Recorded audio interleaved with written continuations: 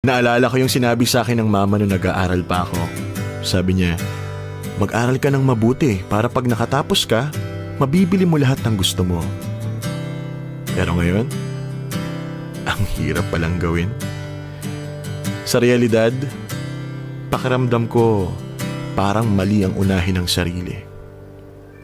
Hindi ganun kadali. Lalo na ngayon na hindi na halos nagtatrabaho ang parents ko. Wala akong choice kundi akuin ang responsibilidad na maging tagapagtaguyod ng pamilya. At responsibilidad. Kaya nga parang mas nararamdaman ko po yung pressure sa balikat ko kaysa sa pananakit ng likod ko.